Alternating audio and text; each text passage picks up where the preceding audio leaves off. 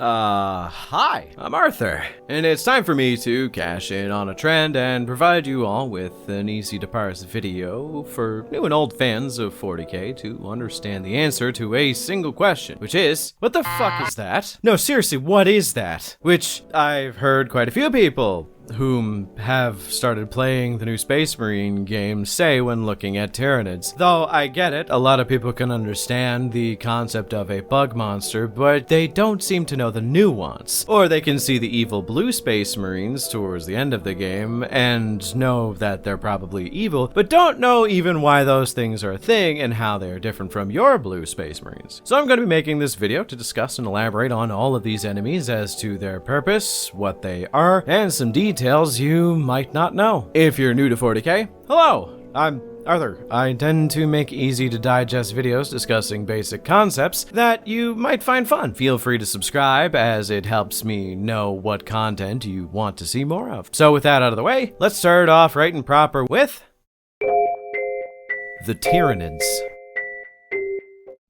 Brief description for those who don't know, but Tyranids are a mass of hive mind-controlled bug-like aliens that go around and consume the biosphere of a planet in order to feed their ever-consumptive growth. This usually leads to the death of many worlds that they keep their eyes on, which is seen as a bad thing, I've been told. How they do this is in the consumption of the biomatter, they are able to recreate certain elements of the genetic structures that they consume from any kind of organic creature, of course. The more they get, the more they can replicate. But it doesn't mean they create clones of the creatures they find on that planet. Oh no, it's way worse. They basically cannibalize the parts they like and attach it to more pre-existing bugs they produce in their weird birthing sacs for combat down below. They usually try to guide the improvements of these individuals based on the current needs of the campaign. Say you're fighting guys who use laser rifles, then the Tyranids will start to have reflective mirror coats on their armor to reflect the bolts back, so on and so forth. There's a lot to know about them, but you'll learn as we talk about the various bioforms you'll be seeing in-game. Starting with, number 1, the Termagant. Probably one of, if not the most common enemy type of the Tyranids.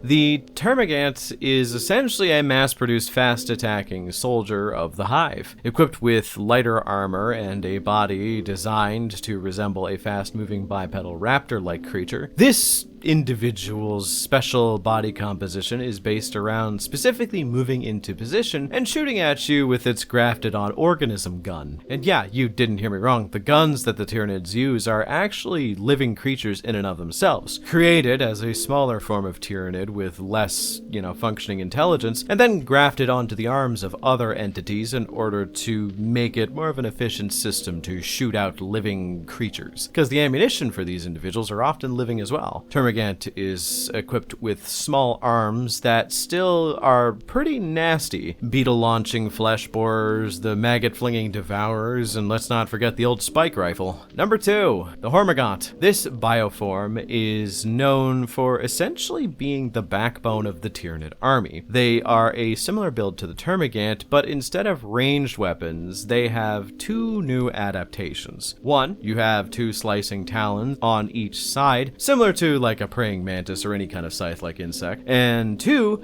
they are incredibly hungry all the time. They have a voracious hunger that causes them to work together in small hordes to kill anything they see and consume it. Most lower-end Tyranid bioforms are usually mindless, so having this pre-programmed behavior is very useful. The reason why is because most of the time these individuals are hooked up to the hive mind. The hive mind is this massive gestalt consciousness that is the combination of every single Tyranid in existence but focused on a singular point. This psychic consciousness can connect with individuals on the ground, but there needs to be a node there, a bug with a big brain, if you will. These brain bugs are called synapse creatures and can issue orders psychically to non-brain bugs on the planet. So there are some that have big ranges and some that have short ranges, but as you could probably guess, Hormigaunts and Termagants, they are certainly not brain bugs and have pre-programmed behaviors that are more or less ingrained into their biology that if they are disconnected from the hive mind, they can do what they do best, which is usually just kill everything they see in front of them. Number 3, speaking of brain bugs, the Tyranid warriors are basically the smallest version of a hive mind psychic node you could get. Being able to channel commands and ideas from the hive mind into a smaller area around them, they are able to command the smallest of the beasts in the area that do not usually link up with the hive mind. It usually takes more resources to make these kinds of insects, so they aren't made as often as things like termagants and hormagaunts, but they are still relatively cheap in comparison to the bigger stuff we're going to be seeing later. They do have a wide variety of weapons they have access to, such as the bone swords, the smaller bone sabers, meat whips, which are terrifying for some reason I'm not 100% certain on, and they have heavy weapons like venom cannons, or even stuff that the termagants would use.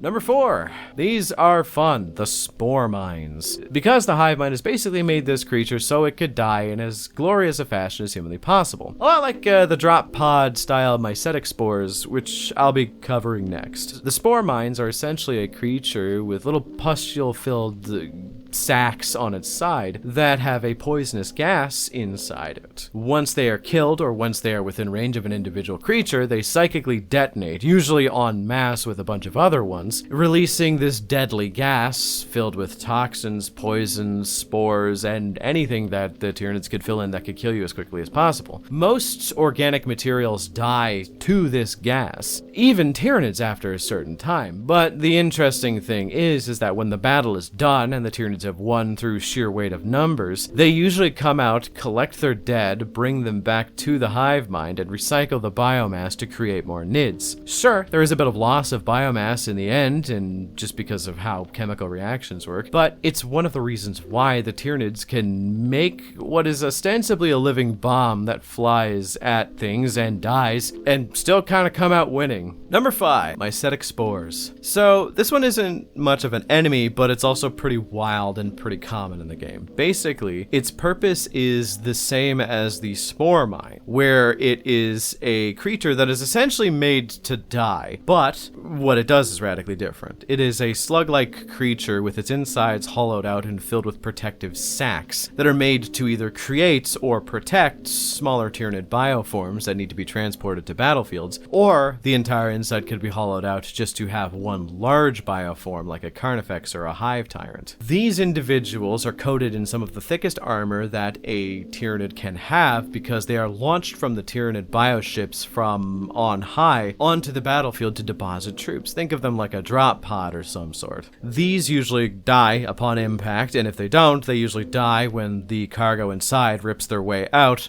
to try and get to whatever they need to kill.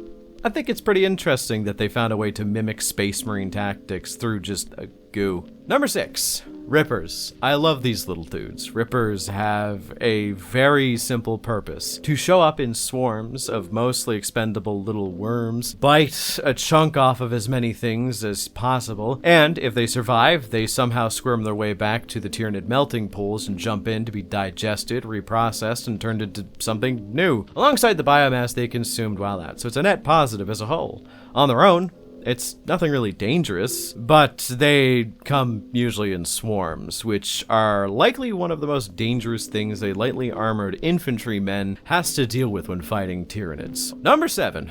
The gargoyles are pretty simple to understand, as if you look at them close enough, you'll realize that they are just termagants with wings, and they occupy a similar role on the battlefield, except they fly. They're lightly armored, even less so than the termagants, and they can move even more. So they do have some other tricks as well. Able to spit a blinding and hot bioplasma from their mouth, they usually just show up as sort of vanguard units to precede the horde before a war begins to break out. They show up to sow confusion in massive clouds of flying, shooting bird things, which is cool. It's basically just a vanguard strike kind of tactic.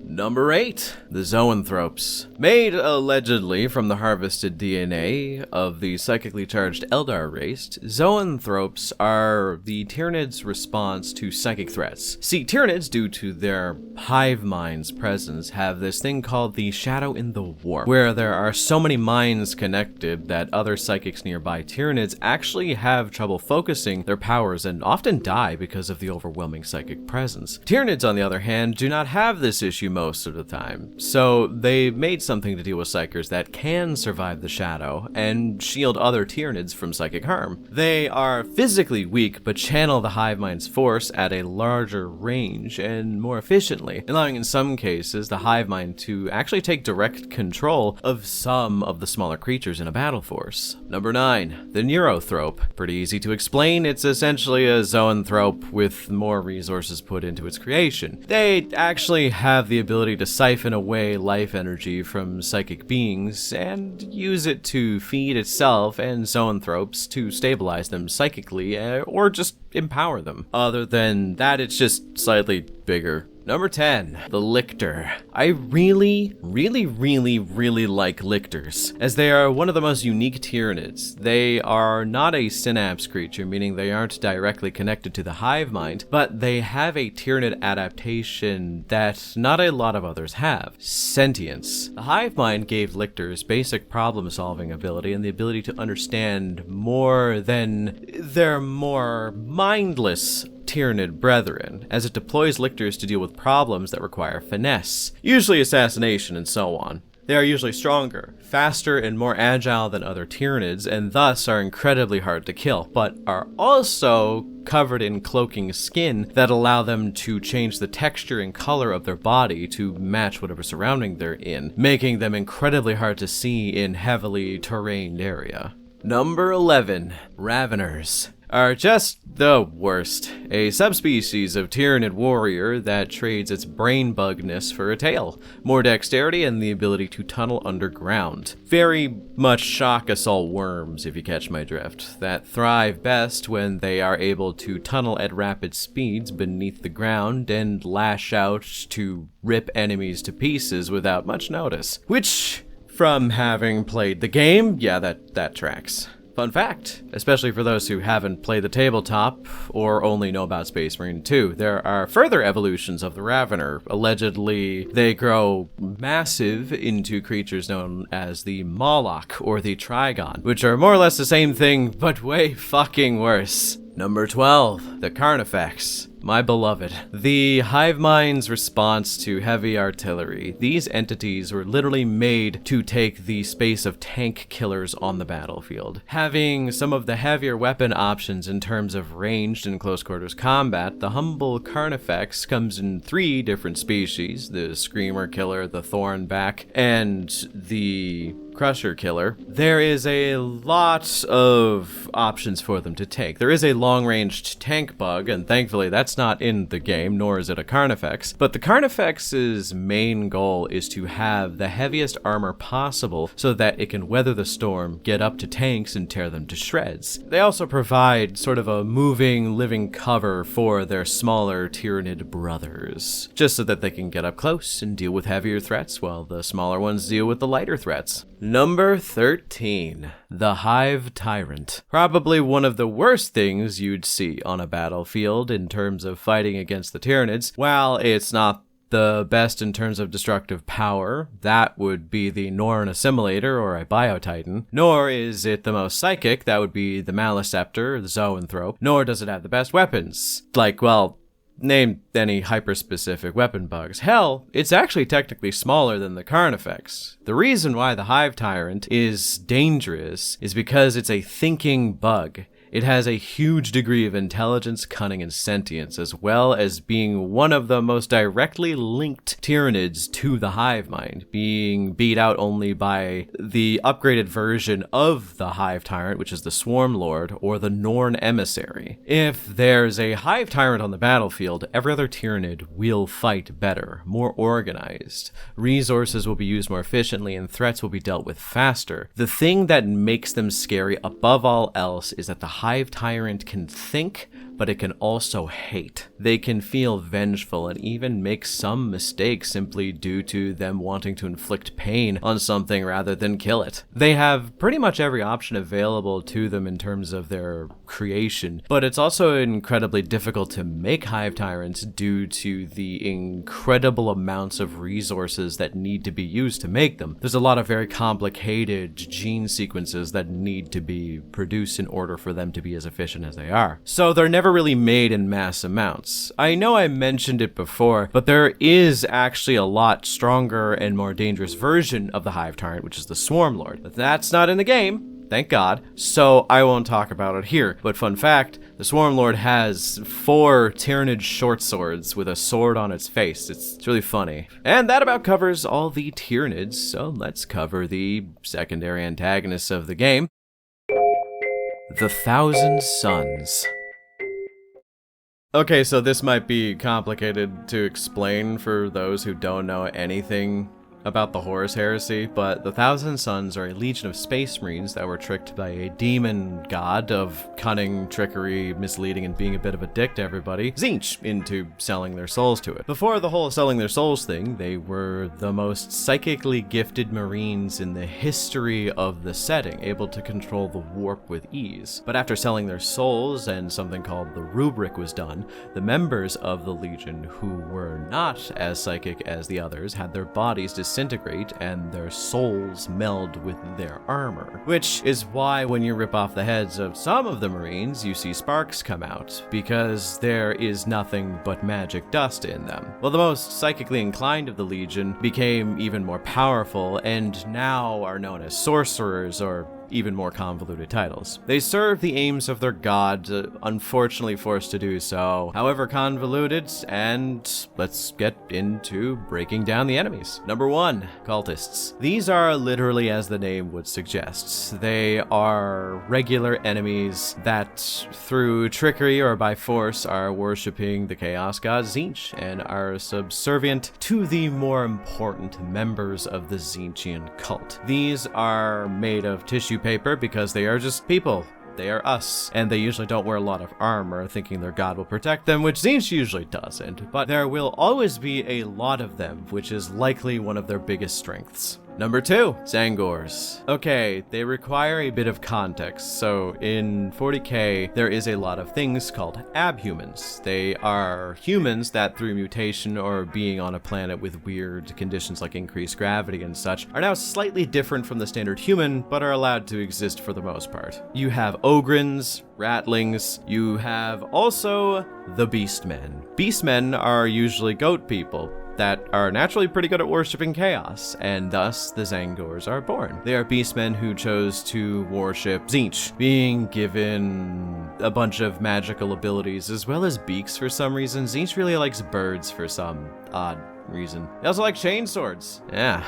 Number 3, the Rubric Marines. Very simply put, they are mostly mindless automata that are controlled by sorcerers who manipulate the fragmented spirits that still haunt the armor. A lot of Thousand Sons are desperately trying to find a way to reverse the rubric to bring back all of their fallen brothers, which technically is possible because it has happened in the lore at least once, but specifically, one man by the name of Ahriman is searching with a lot more gusto to try and find a way to reverse the curse itself. But yeah, these individuals are a bit magical and tough as hell to kill, as they don't really have vitals because they're powder. But they do kind of collapse after a little bit if they sustain enough damage. So, number 4, Exalted Sorcerers. I'll also throw sorcerers in as they're basically the same thing, but these are Thousand Sons who actually have a body. They are physically alive and have been subjected to the corruption of Tzeentch, which can cause them to be pretty ugly after a while. Horns, tentacles, you name it, they likely have it. The regular sorcerer is usually in charge of small swaths of rubric marines, with aspiring sorcerers who are just not there yet being in charge of 10, and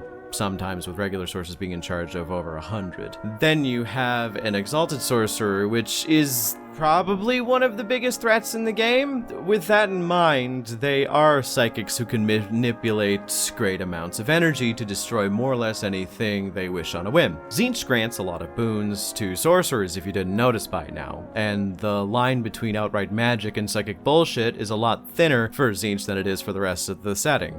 Sort of, but you know, we don't really like to address that. Number 5, Scarabocult Terminators. Very simple. They are basically the same as Rubric Marines. They are dust-filled suits of armor, the difference being that they have Terminator armor, as well as they have the best equipment that the Thousand Suns can have. Assault cannons, missile racks, and for those who don't know, if someone is in Terminator armor, they're basically a one-man army. The armor is basically impenetrable. Usually deployed in small squads due to how rare they are, and controlled by a sorcerer, the Scarabocult is pretty difficult to deal with. Number 6. Hellbrutes. This one is a bit abstract, especially if you're not familiar with the idea of a dreadnought, but a Hellbrute is essentially a living metal and flesh body that remains dormant for many years. It is basically an empty suit, but when a Chaos Marine is injured so severely that magic, surgery, or even their already immense natural healing can't save them, they are inserted into the body of a Hellbrute, where they begin to mend with it. Becoming a monstrous creature, the Space Marine is essentially put on evil demon life supports, while the nerves of their body is being intermeshed with the Hellbrute's body. And also because of this, they're able to control the limbs and weapon systems of the Hellbrute. They are more often than not completely insane due to the process of Hellbruting being a bit more of an art than a science, but they make perfect shock and awe weapons to throw at people. Literally raw power with heavy armor and weapons. Number 7. Helldrakes. In the darkness that is the Eye of Terror, where all Chaos Marines dwell, there is a craft known as Warpsmithy, where you combine demons and machinery to make a self-piloting monster.